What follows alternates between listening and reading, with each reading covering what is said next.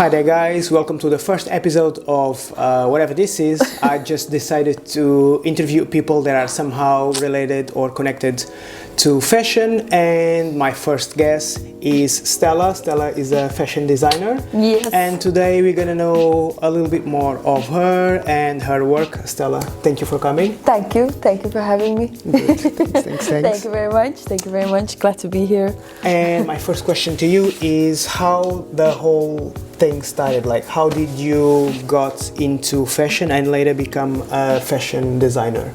Oh, that's a really good question. I think what happened with me, I think it happened too with a lot of people. You just started like getting inspired with other people, and then I think it was like the summer before COVID or like the summer during COVID when everything was like locked down, and then I just started like cutting all of my like boring ass shirts and sewing them back on, and then I started being a little bit more creative about it, and then I decided, okay, let me search if there's some good schools in Helsinki, and then ended up. So basically during COVID you were like, let's say, bored? Yeah, I was so bored. I was not just bored, I was so bored. So you decided to start to experiment and then like, okay, let me see where this is. Exactly. No, exactly and like now that. you have your own brand, let's say. So yeah, it's a coming brand. I'm a third year student still, so it's finishing year and then working on my thesis, but up and coming. Okay, so that means soon we're gonna be able to see your brand in social media? Yeah, soon enough. Hopefully everything will go fine. I'll drop first of my thesis collection, and then afterwards, let's see, dropping small pieces of collections every now and then. Okay, looking forward. Yeah. Tell me, what inspires you and your creative process? I'm really influenced everything around me, honestly. Sometimes I think I'm really connected with my own feelings as well. So then my personal style also influences a lot with my mood swings. I think sometimes it can be more feminine, sometimes more masculine. So I think it goes quite hand in hand with what I'm designing as well. I feel with my like design process, I get really inspired with like music videos, for instance, from like back in the old days, and like from 90s music videos, like Aaliyah. Yeah. Damn, honestly. I remember back in the days, or at least I have the feeling that in terms of wardrobing, things were more, let's say, different and creative. Yeah. Like I used to wait until MTV popped out those like music videos. Before nowadays you're like waiting on it to come on Spotify. And the music video was like what? 10, 15 minutes long. It was a whole short film you watched. Yeah. They used to have like, even if the music is short, they used to have like an extra 1 or 2 minutes of like some narrative. Yeah, exactly. And then the wardrobing everything was different, and like I think for me it starts from the narratives and the storyline that I like see, and then my imagination goes wild and then I get inspired. So then when I'm designing any type of like clothes or anything, I feel like the storyline needs to be there first before I start sketching. So I'm thinking who I'm making this for, who is the narrative, who is the person, and then based on that it just goes on and on and on, you know. Okay, oh, that's cool. That's a really cool way to do it. Yeah. Because I think that basically music videos are commercial, so whatever they have in mind, it's always the audience that they want to target. Yeah, exactly.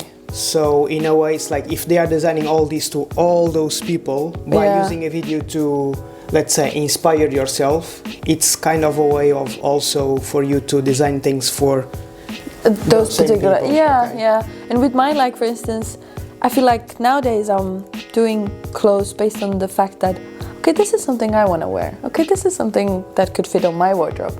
And then like if I'm designing something that I'm really proud and happy about it, then you know there's obviously probably gonna be at least one person who will like it as well. 1% at a time. Yeah. That makes sense.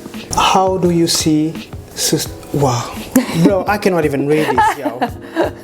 How do you see sustainability influencing fashion design today? Like in general? Yeah. Because I'm asking this because I think more and more we live in a fast fashion era. Like even luxury brands, they are producing a lot more compared with, let's say, 20 years ago. A lot of brands are making like up to 10 or 12 drops per year, which is not normal. Before, you have like spring summer collection, you have one, batches. 2 drops, that's it. And now you basically have every month something. So I'm wondering like where all this is gonna go, and what's your view on that sort of thing? I think if I would have a brand for myself, I would focus on like how you say it, like local production in order to actually like maybe help with the local area to maybe. So definitely not a fast fashion thing. No, I don't know. Definitely not. I don't design based on trends. More of a feeling. So if it becomes a trend, great. If not, you know. But I feel like fast fashion nowadays, it's like you need to be really up to the trends. You're like going from every big trends to micro trends, and you have everything in between in all of those segments. So then I think with any type of designer who is even up and coming, or even at least considering to be any type of fashion design, of course you have your own preferences of how you want to take in adventures of sustainability. But for me, it's like local production, small production batches as well, and fabric, like investing in good quality fabrics that last longer instead of having like polyesters and acrylics and, you know, man-made fibers. So if it's up to you, I would say you put your brand within like the premium range, let's say. So good local quality, and good quality. Quality over quantity, I would say. Not that many pieces. I would probably consider more of doing that. Maybe even more considering doing like custom-made pieces order.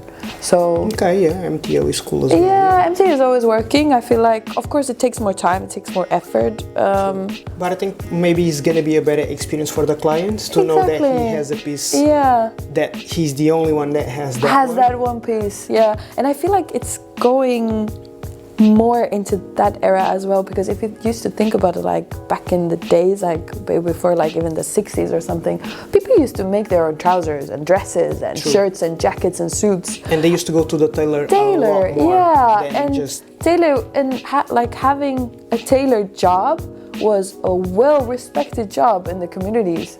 And nowadays it's like when you tell to someone, oh, I'm a seamstress, it's like, okay, your back must hurt. You know, like true, that is definitely not the same. It's not the same. So I think in that sort of bubble as well, it's gonna go a little bit more into that, maybe in the sustainable aspect as well. I think people are craving a little bit more of something more unique for them as well. True, and also like environmentalists, they also are putting pressure because the production, like especially in fast fashion, is just going insane. It's just going insane, and now they're implementing it on like big, like how do you say it, like fashion weeks, even like what to have and what not to have, and because even in London Fashion Week, they just ban exotic skins. Yes, exactly. True. So I think they're taking harsh and rash like decisions at the moment in order to maintain, of course, the environmental effect with like, because everybody knows that there's a lot of big companies that are producing a lot of mass production, and that even if small brands are still taking the step forward in to be sustainable, like if we're not gonna do anything about this whole thing that the mass production is doing, eventually it's gonna be a massive snowball. Exactly. So I think like for me itself, I would consider it to be more of like, okay, if I'm creating something, I will create a small batch, and then if somebody wants to do a custom-made order on that particular piece, I'm definitely down. Okay. Oh, that's cool. I think that's going to be a really, really good experience for the client. What challenge do independent designers face these days, like when they want to create a brand? Being relevant, I think that's, I feel like everybody wants to be unique, everybody wants to stand out, everybody wants to be successful, but then we don't define what's relevant, we don't define what's like successful, basically. So we get lost maybe in that sort of bubble. So I think having ideas is also something that I find in any type of creative job is tricky, I think. True. Difficult, I think, in any type of creative jobs. Yeah, sometimes you have that mental block, oh, no ideas. Yes, like and like, oh, definitely, and like, how do you say it? What's it called? Like when you delay everything. You procrastinate. Procrastination. Thank you. I feel like everybody feels like they're. Everybody, but to be honest, everybody does that for everything. Exactly. And then you're not supposed to do it, and then you like mock yourself for not doing it. Then you've spent the entire day just being home alone, and then they're like, it's too much. It's too much. It's too much. Sometimes the blockage is like, it's too much, I think. Okay, yeah. So I think like with the pressure of being relevant, yeah, it's hard. And I mean, not to mention the financial part, because these days, like when you're starting a brand, like if you don't have, let's say, if you don't have an investor, and if you don't have mommy and daddy money. No, mommy and daddy money. No. We got the work yourself own money. We got that type of money. Damn. Yeah. So that's why it's the small batches.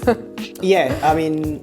Yeah. But at the same time, like when you go to factories and stuff, like smaller the batch, more expensive is gonna be per unit. Yeah. And sometimes I even see this happening, like they make an order of, let's say, 50 items and they agree money, date, everything. Yeah. And then last minute, nothing is even done yet because someone with a bigger batch came up and they gave priority. And they prioritize and that. Then you just, I mean, and if you have a deadline with your brand, you're just not gonna be able to do it because it just. Yeah, but of course that makes sense. Of course, like if I'm thinking of being a big production company, of course I'm gonna probably take the 200 pieces that somebody ordered instead of taking the 10 pieces that somebody ordered. So it's like also supply and demand, I guess. Yeah, in that ways. At the end of the day, they all like, let's say, struggling because you never know what orders you're gonna get. So if there's a big one coming, I would assume they'll take it as a priority. So I think for most designers at the moment, I think having ideas and then being relevant is quite tricky. And then also you have the social construct where everybody is saying, even if you design something, everybody's saying like, oh, but we've already seen this, you know? And then nobody comes to think about the fact like, but we as humans, we've already designed basically everything that's already been done. And now we just, instead of designing something new, we're developing it, you know? It's like Virgil said, the 3% rule. Yeah. Okay. So you are based in Helsinki. Yes. So how does the city helps you, like in terms of creative process, let's say, or what role does Helsinki has in your designs, let's say? Ooh. Wow. So nothing. Okay. Ooh. Next question.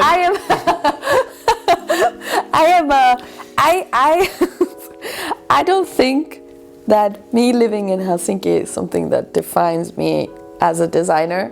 It's just, I'm just based here, you know? Okay, but like, for instance, you are based here and you're doing certain things. Yeah. Do you think that if you are based in Paris or Milan or New York or Tokyo, would that have a different impact compared with based in Helsinki? Oh, definitely. The scenery effect, 100%. Yeah. Of course, I'm like getting more inspiration from everything around me. So if I'm going outside and it's like gloomy and whatever, you know. Which is half of the year. I haven't seen the sun in like ages.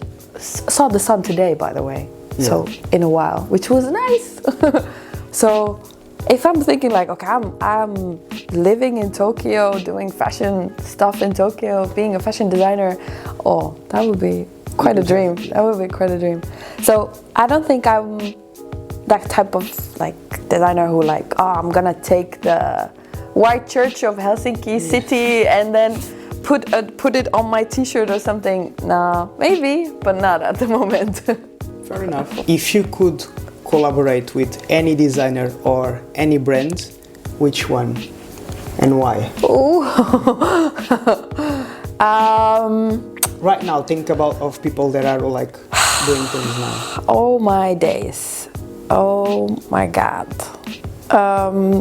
Well, okay, I'm thinking I'm a little bit I'm a big designer. I'm thinking in that bubble, Yeah, you know. yeah. I'm already like it can be anyone. It can be anyone. I'm like already made up, you know. I've done my stuff. I would love to collaborate like I'm thinking. I think Vanita Carter is someone I would love to actually. I don't even know who that lady is. No? What is she doing these days? She's like, how you say it? She's having her own brand as Vanita Carter, but she's been doing a lot of like collaborations. For instance, she did one with Timberland, and then previous ones as well. She's been doing a lot for herself, I think, but now at the moment I don't know what her title is. I don't know if it's a brand, but it's a very creative person that I would definitely love to collaborate with. I feel like that type of collection would be dope. Okay. And brand-wise, which brand-wise,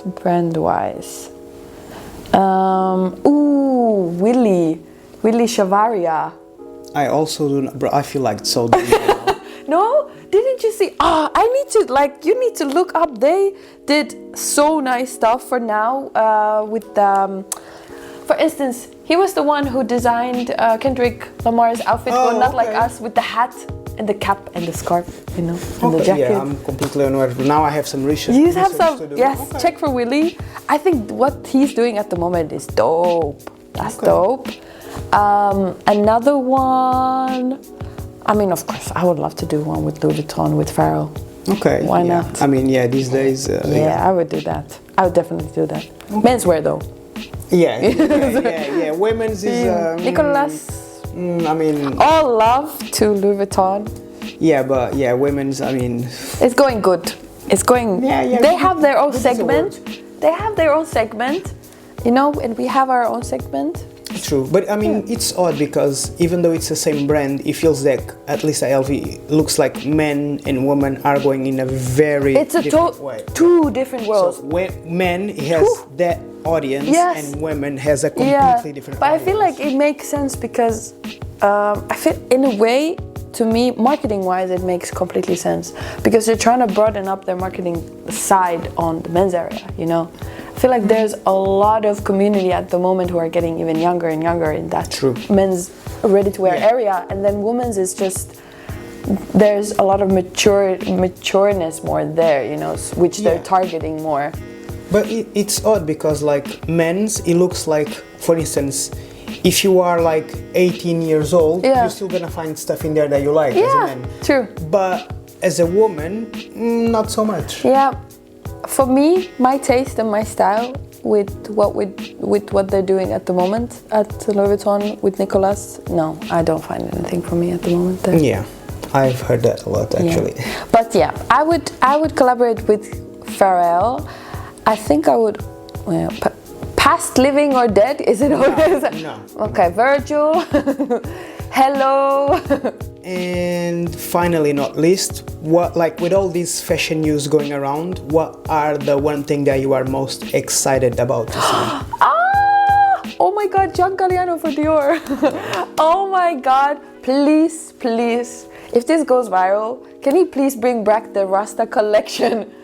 Considering everything that is going on, I wouldn't be shocked because I feel that brands these days are like, because money-wise, it was not a good year for most brands. Yeah. I think a lot of them this year and the next one, they're gonna play safe and just bring back old collaborations or collections that was a success in the past. Oh yeah, you said that. Yeah, you I was said even that. having that conversation a few days ago. I wouldn't be shocked if LV would make a collaboration with Supreme again. But yeah, okay. Yeah, I can definitely see that happening. You said something like with the 10... Yeah, 10. Yeah, because in 2-3 years from now, it marks 10 years. 10 years of the anniversary. So Okay. I wouldn't be shocked if they bring something. So we've like done some. Yeah, they've done with the decades already. Yeah. Supreme.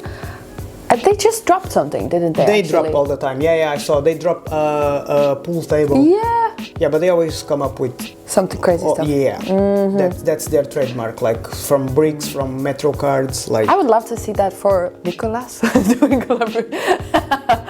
I would pay good money to see that because that would be the most improbable thing ever. I think it would be interesting to see something different, which is nice. So, okay, yeah. I think what you're saying is quite true because a lot of stuff that is coming in the past is coming back again. Yeah. But that's the thing.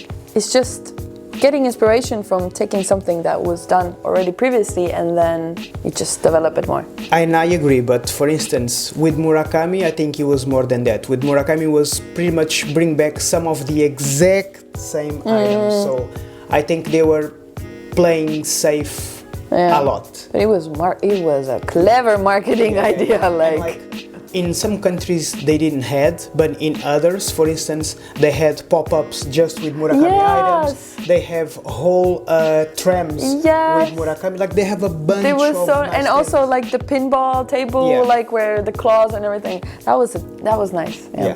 That was a good creative thinking, I think. Also. Yeah, on that aspect, the marketing was really on point. And this is I think the most struggles that a lot of designers are having at the moment to market themselves, how to market themselves and what is the key element to market themselves. And even the brand itself, because now, before you used to have market for everyone, and now basically you need to show to the client how comes they should buy with you instead of your neighbor. So more than everything, marketing is playing like a crucial role, especially on social media. You see the way the brands are approaching, like on TikTok or Instagram. It's completely different. They are way more creative and stuff. No, I feel like that's true. But I feel like it's done every day. You're constantly marketing sort of yourself also on Instagram. True. In a way, if you think about it. Thank you, Stella. No worries, thank you. Guys, so you got to know a little bit of Stella and her work. So if you want to follow her work, I'm just gonna leave the handle of her Instagram right here. Cool. And thank you for watching, guys. This is gonna be a series, so just wait for the next one. Thank you. Thanks, bye.